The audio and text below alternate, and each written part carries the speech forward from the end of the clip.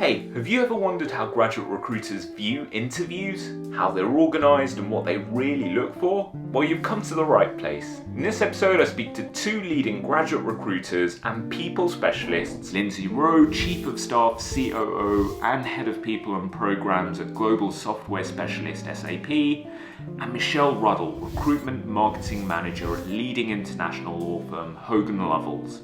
I first asked Michelle how final round interviews work and what she wishes candidates would do more of in those interviews. We ask 6 different questions to the candidates about how they would deal with different situations that could come up if they were a trainee at the firm. So it's really interesting to hear their answers and their thought processes and their general thinking. The second interview is a partner interview, so that is normally done with 2 people. So for that particular interview, they'll be really keen to hear about your thoughts on commercial awareness. They probably ask you about a news story that you might be following. So just to really gauge your interest in that particular topic. They're also really keen to debate during the interviews, but not in a negative way. They sort of want to bat around and have a really good conversation with the candidates that they interview with. For us, we're really looking for candidates who take the time to think about the answers. They don't just hear the question and they think, okay, and they just blurt it out. To us, that's kind of a no-no. So we would much rather have people think about what they want to say and come across quite thorough and methodical. And I always say to students, if you do get asked a question that you think, oh, I don't know the answer for that one straight away, take a sip of water. And while you're doing that, just give yourself a little bit of extra time to think about your answer to the question. Okay, so there's lots of quality to unpack in what Michelle shares. First, different interviews can and often do have different purposes. Michelle describes an interview that looks at specific situations. So do you handle things in a manner consistent with Hogan Lovells' philosophy, culture, and 2, a partner interview focusing more on commercial aspects of a role.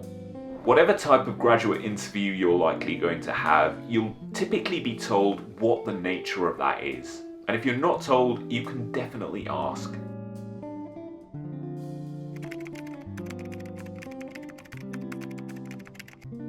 Second, some interviewers can challenge you. So for example, you might have given an interview answer. They might reply with, I can think of some people who might have done that differently. What made you choose that approach?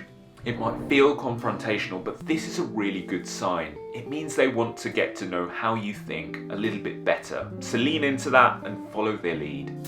Third, it's never a problem in an interview to say something like, you know what, that's a really interesting question. I'm just going to take a moment to think that over to give you the best answer that I can. Or to use Michelle's awesome water technique. I honestly love when people I'm interviewing take a little bit of time before starting their answer. I think it shows emotional maturity and a certain degree of respect both for themselves and for the interview process. I next asked SAP's Lindsey Rowe for her interview tips. I interviewed someone last year and he was brilliant. His CV, absolutely everything. That's why I got the telephone interview, but the whole interview was scripted. Every answer is almost like, let me find that page, I'm ready for you. And we can see it, we can hear it in your voice. So you're going to do your prep, you're going to do your research, but have that in mind of a conversation. And I know it's hard, there is pressure out there. And you might want a couple of key points that you want to get out, but if it's verbatim scripted, it doesn't allow us to get to know you, because it could well have been written by your university career coach or your parents or your brother or sister or something. So we need to know who you are and that the things you're saying you actually believe in. Each hiring manager, each assessor, all of these people you meet, they're just humans. They've got things going on and they've got their roles to be doing. That we don't actually have sort of dedicated people that are only looking at student recruitment. So all of us that are involved in that, we've got our business roles that we're doing, and then we dedicate that time when we come to assessment centres to meet with people. As an interviewer, I've definitely been in situations where I've been made to feel like nothing more than an avatar for the organisation, because I'm being spoken at by someone determined to get their point across at the expense of a human connection. So definitely stay somewhat flexible with your answers.